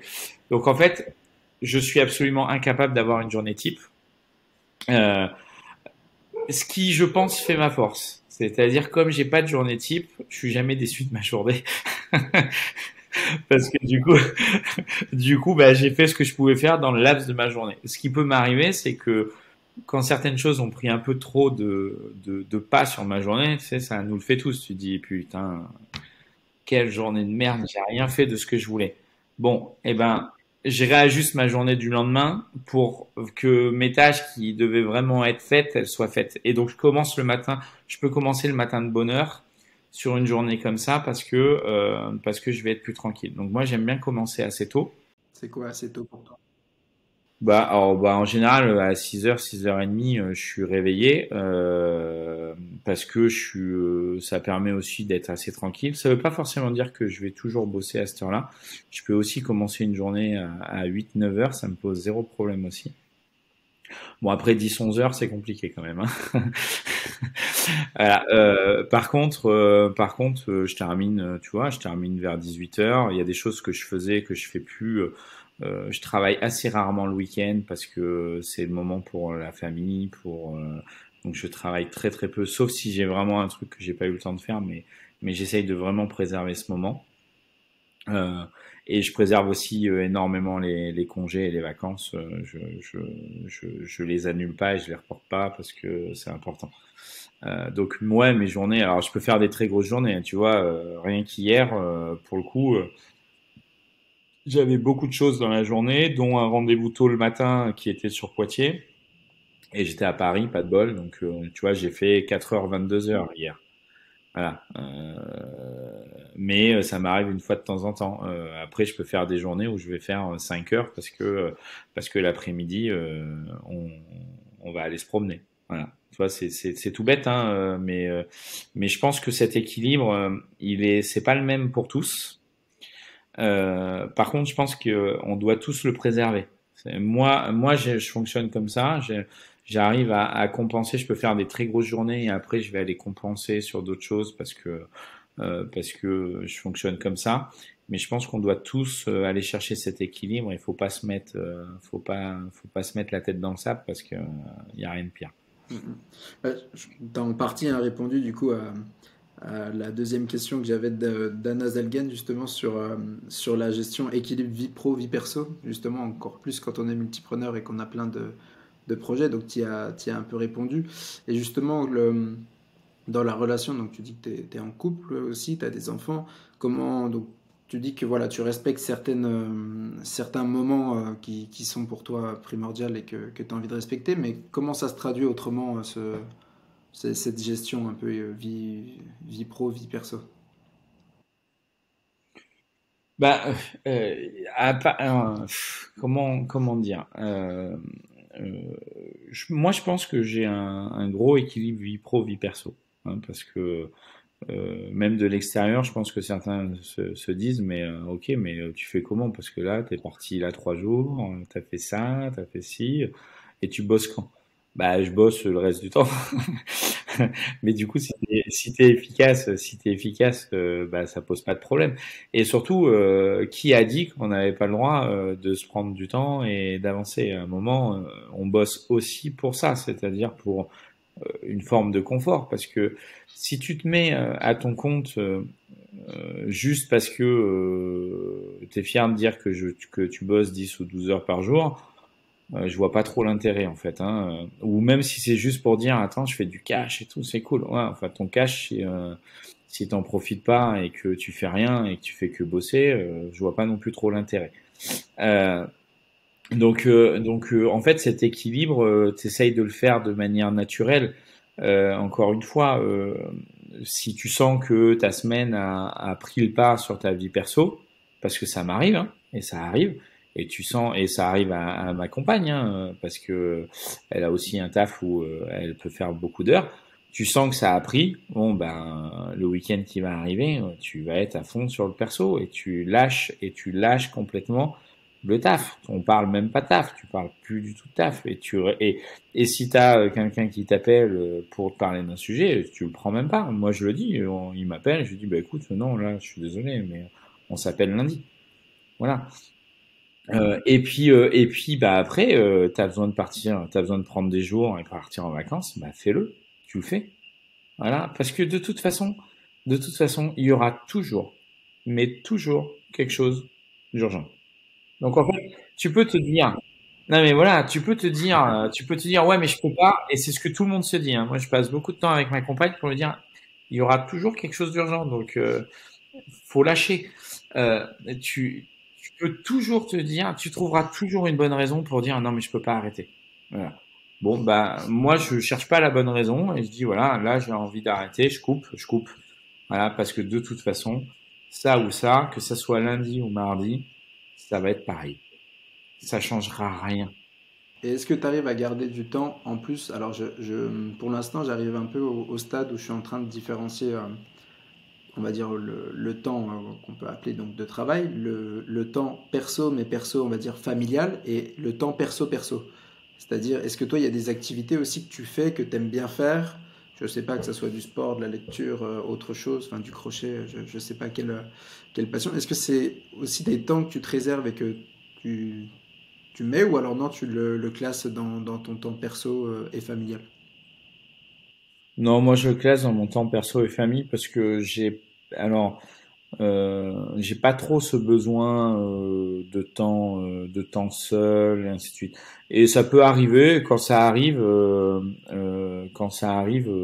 bah je vais le prendre. Voilà, je vais le dire tranquillement. Je dis voilà, je reste tranquille. Puis où je vais faire ça, où je vais faire ça. Mais c'est vrai que moi j'ai pas trop besoin de ça et j'ai plus besoin de passer du temps avec les enfants, la famille, les amis, voilà. Ouais non, je- enfin moi j'arrive assez bien à l'équilibrer, mais peut-être parce que j'ai pas besoin de ce temps un peu seul, voilà. Euh, bon, après je sais pas, on est tous différents là-dessus, hein.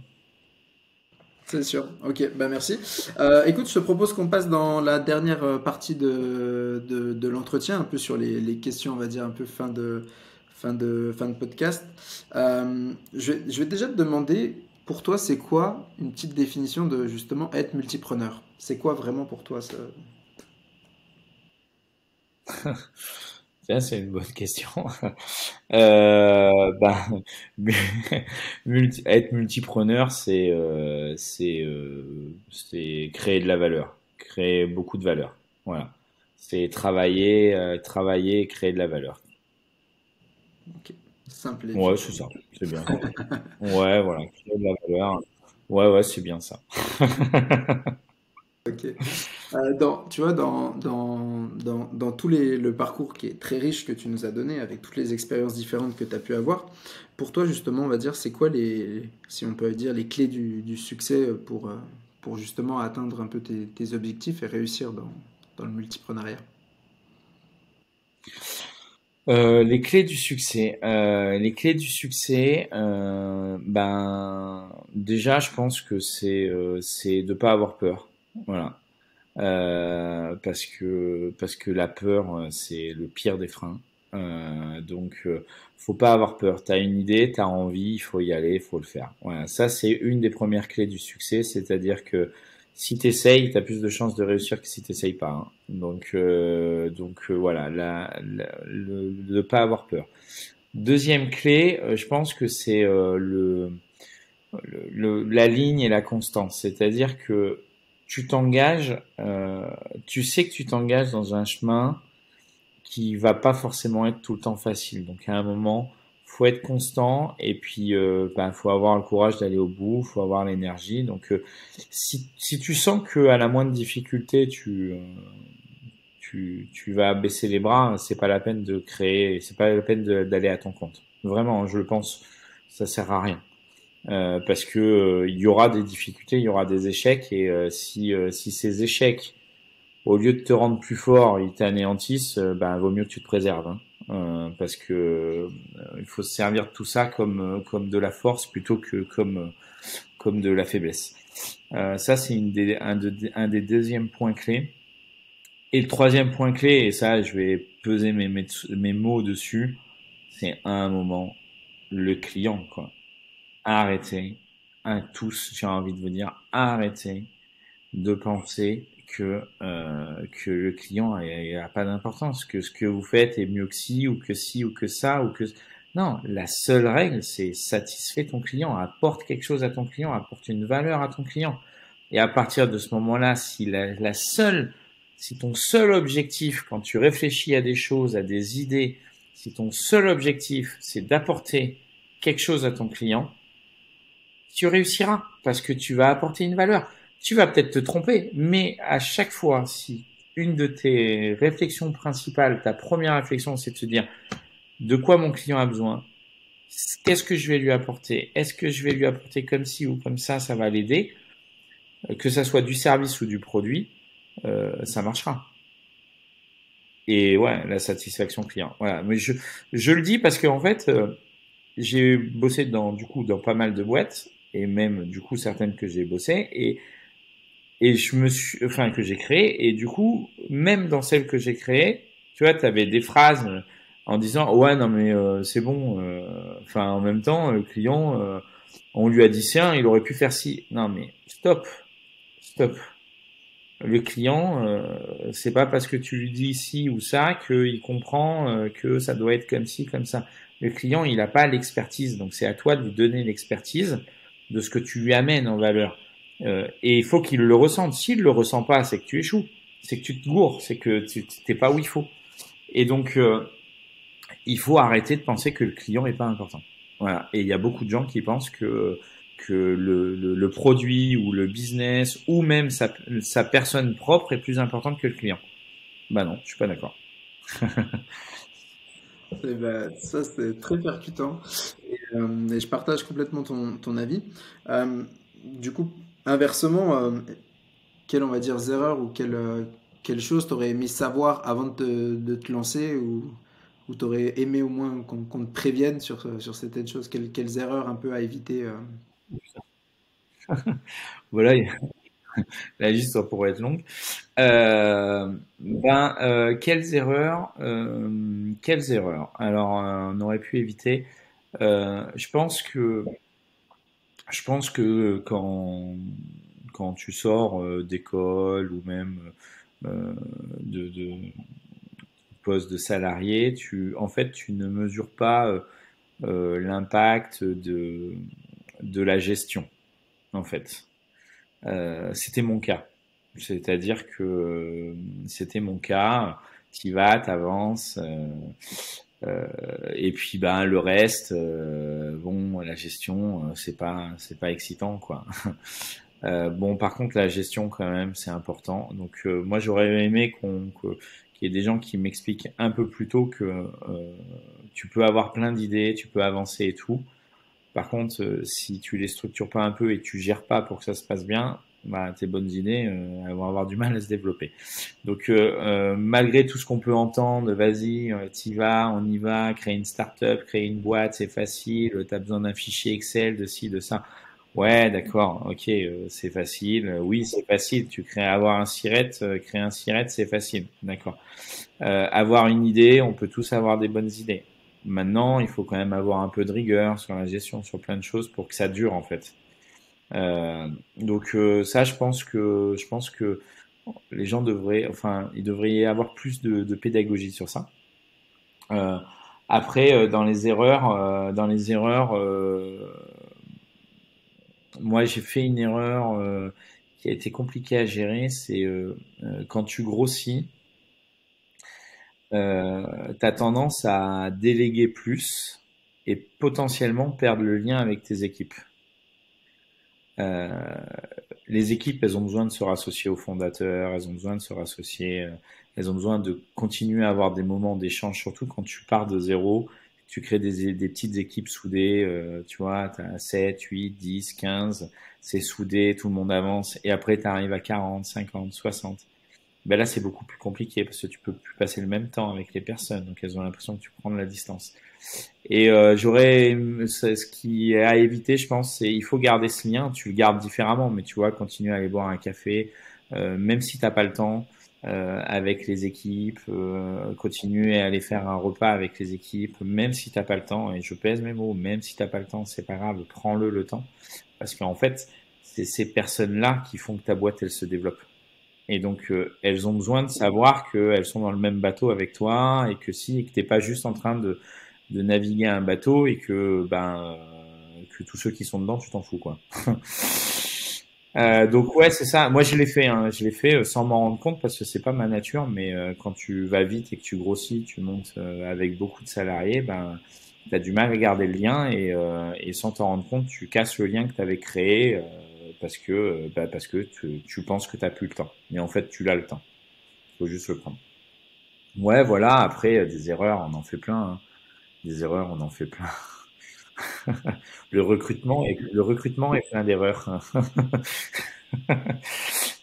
Donc voilà. Recrutement, sujet sensible. Comment? Sujet sensible sur le Non, pas sensible, mais tu vois, on entend beaucoup parler sur les réseaux quand tu suis un petit peu. Les gens parlent, enfin les mecs un peu qui ont un peu d'influence et tout parlent beaucoup de culture d'entreprise, de si. Objectivement, je pense qu'ils ont vraiment raison. Je pense que au-delà du recrutement, t'es obligé de créer une vraie culture d'entreprise. Parce que sinon, tu vas te tromper dans ton recrutement. Et se tromper, ça veut pas dire que la personne n'est pas la bonne, hein. Ça veut dire que tu l'as pas pris au bon endroit, tu lui as pas bien amené ou tu lui as pas bien fait comprendre où on allait. Et je pense que avant de faire des bons recrutements, faut créer une bonne culture d'entreprise. Parce que ça te permet d'avoir plus clair dans tous tes choix. Voilà. Et c'est vrai que si tu as tes objectifs, tes stratégies, tu sais où tu veux aller à court terme, et ben ça te permet aussi de plus facilement choisir ou faire des choix dans tes recrutements. Donc, tu vois, notamment, je parlais des seniors et des juniors. Tu vois, est-ce qu'il vaut mieux prendre des juniors ou des seniors? Voilà, par exemple, moi je pense qu'il vaut mieux prendre sur des lancements des juniors parce que les entreprises sont moins structurées, il y a t'as moins de marques auxquelles se rattacher. Un junior va s'adapter plus facilement à ça et va t'amener peut-être un dynamisme un peu plus fort qu'un senior va lui t'amener, senior pas au sens vieux, hein, senior au sens expérience, hein.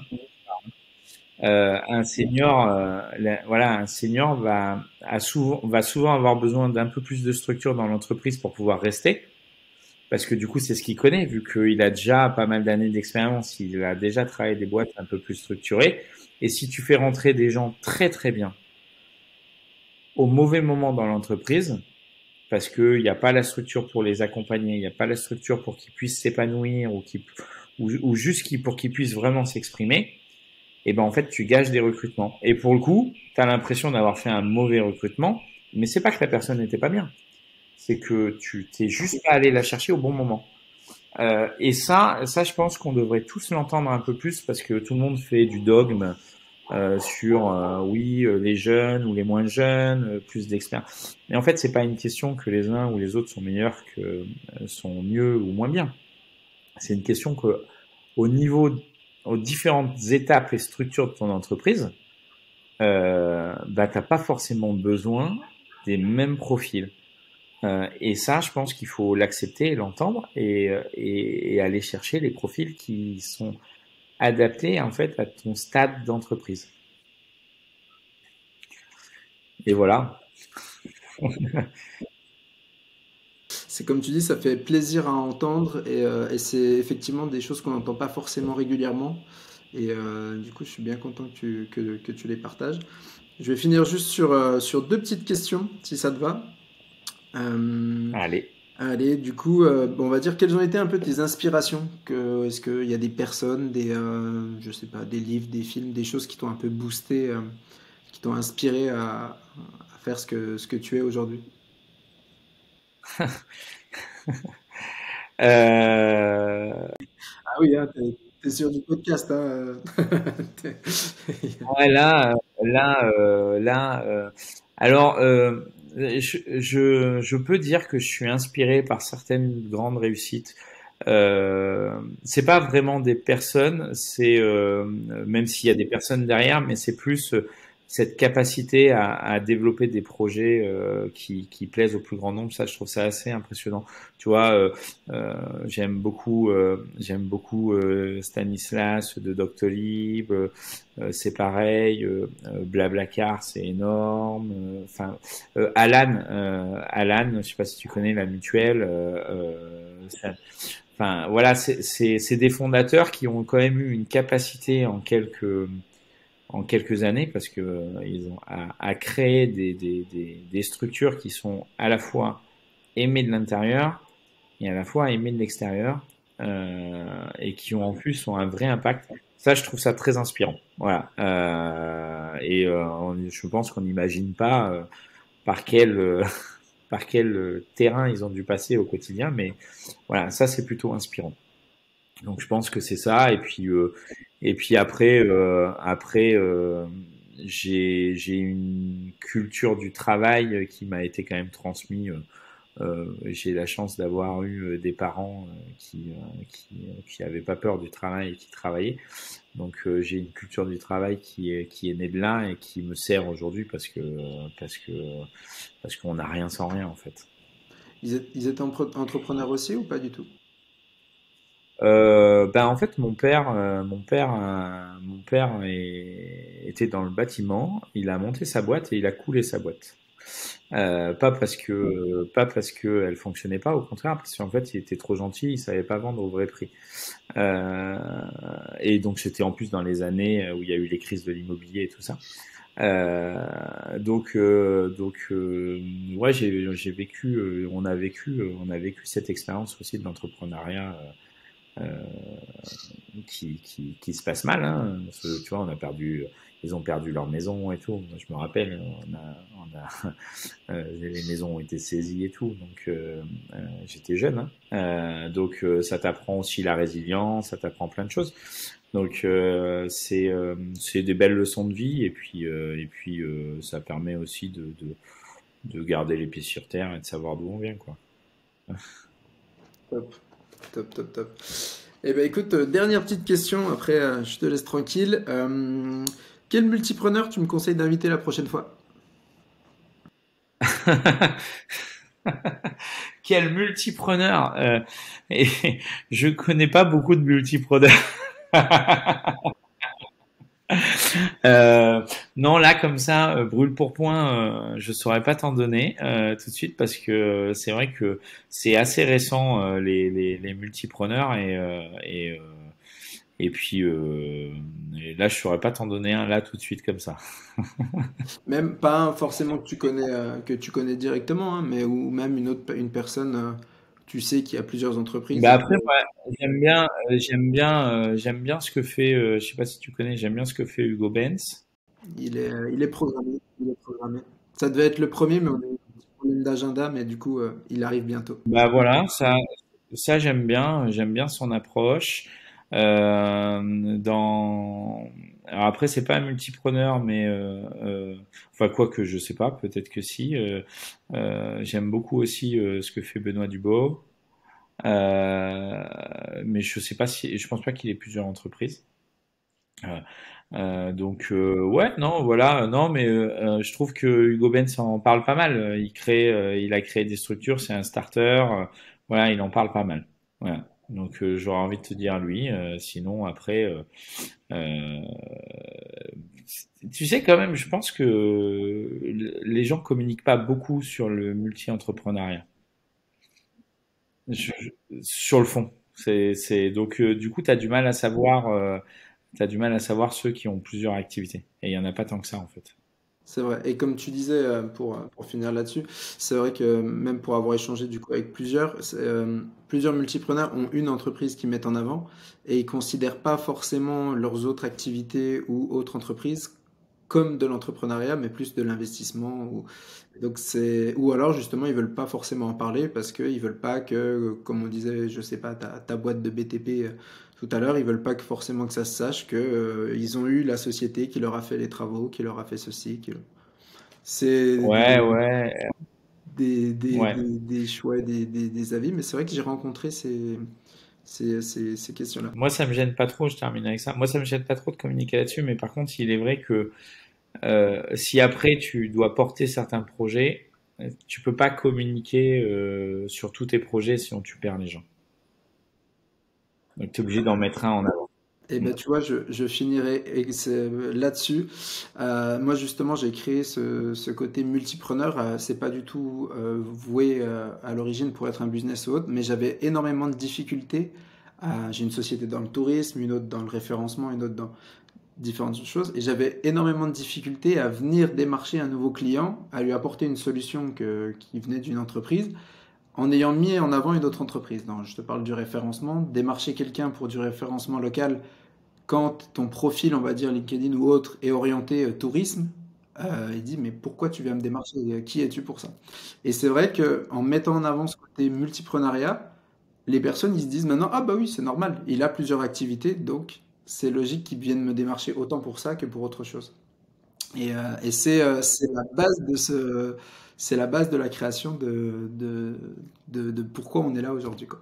T'as raison, hein, parce que même sur les profils LinkedIn, t'es bien obligé de faire un choix sur l'image que tu mets en avant.